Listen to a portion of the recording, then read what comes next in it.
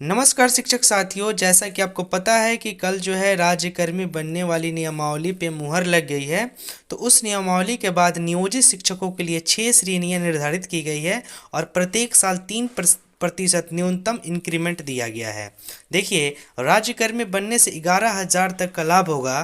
तो दोस्तों, ये काफ़ी गुड न्यूज़ निकल के आ रही है। तो आइए हम इस न्यूज़ में क्या दिया हुआ है एक एक करके समझते हैं। तो इस न्यूज़ को पूरा अगर पढ़ेंगे तो बताया गया है कि नियोजित शिक्षक से विशिष्ट शिक्षक बनने वाले अध्यापकों को पूर्ण वेतन संरक्षण मिलेगा। इसका आशय यह है कि निर्धारित परीक्षा पास करने के बाद यानी सक्षमता परीक्षा पास करने के बाद इन शिक्षकों को नियोजित शिक्षकों के रूप में मिल रहे स्केल से अधिक वेतन मिलेगा।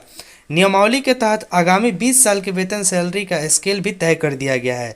सैलरी स्केल 3% वार्षिक वृद्धि निर्धारित की गई है।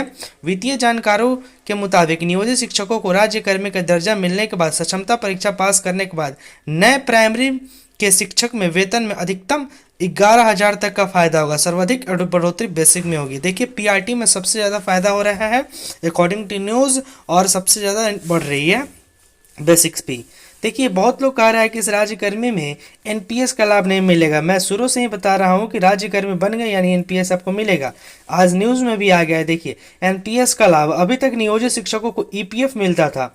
विशिष्ट शिक्षक बन जाने के बाद इन्हें एनपीएस का लाभ मिलेगा, जिसमें इन्हें कम योगदान देकर अधिक फायदा मिलेगा। न्यूनतम 25,000 सैलरी पर एनपीएस में शिक्षक का योगदान 3650 रुपये होगा और सरकार का 5110 रुपये हो जाएगा। देखिए, एनपीएस आपको मिलेगा, ये कंफर्म है, लेकिन सक्षमता परीक्षा पास करनी होगी। बेसिक में ज़बरदस्त फायदा। जो नियोजित शिक्षक 2022 में नियुक्त हुए हैं उनका बेसिक अभी 15,850 है, अब वह बढ़कर 25,000 हो जाएगा। यह फायदा करीब 10,000 रुपये का होगा। देखिए, 2022 में जो शिक्षक चयनित हुए हैं उनको सबसे ज़्यादा फायदा होने वाला है। नेक्स्ट है, 8 साल में मिलेगी उच्च श्रेणी में प्रोन्नति की पात्रता। नियोजित शिक्षक बनने के बाद विशिष्ट शिक्षक को प्रोन्नति की पात्रता दी गई है। कैबिनेट से मंजूर नियमावली के मुताबिक 8 साल में इन्हें प्रोन्नति दी जाएगी। कक्षा 1 से 5वीं तक के विशिष्ट शिक्षक को कक्षा 6 से 8वीं में 8 साल में प्रोन्नत किया जाएगा। देखिए, हर 8 साल पे प्रमोशन होगा अकॉर्डिंग टू आपके पास क्या डिग्री है उसको भी ध्यान में रखा जाएगा और सीट कितनी है उसको भी ध्यान में रखा जाएगा, लेकिन 8 साल पर प्रोन्नति मिलेगी। इस तरह कक्षा 6 से 8वीं विशिष्ट शिक्षक को उसी वर्ग में 8 साल वर्गीय विशिष्ट शिक्षक के रूप में पदोन्नत किया जाएगा और कक्षा 9 और 10वीं के शिक्षक को 8 साल में कक्षा 11वीं और 12वीं में प्रोन्नति दी जाएगी। अगले 8 साल में इन्हें इसी वर्ग में वर्गीय विशिष्ट शिक्षक की जिम्मेदारी दे दी जाएगी। हालांकि नियमावली में साफ कर दिया गया है कि अधिकार के रूप में इसी आधार पर प्रोन्नति का दावा नहीं किया जा सकता है।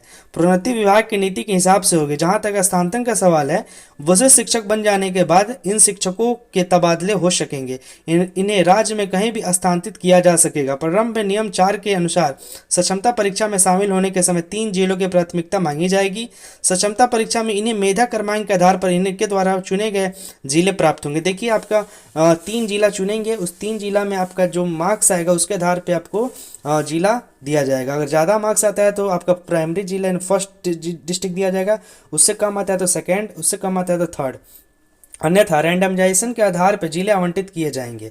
विशिष्ट शिक्षकों को सामान्य रूप से जिला शिक्षा पदाधिकारी की तरफ से अधिनियम और छात्र हित छात्र शिक्षक अनुपात के आधार पर जिले के अंतर्गत स्थानांतरित करने का अधिकार होगा।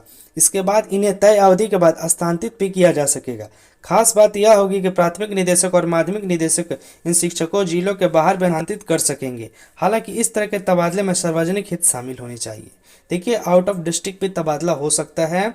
चलिए, तो ये था आज का न्यूज। आपको न्यूज़ पसंद आया हो तो लाइक ज़रूर कीजिएगा और चैनल को सब्सक्राइब करना बिल्कुल भी नहीं भूलिएगा। धन्यवाद।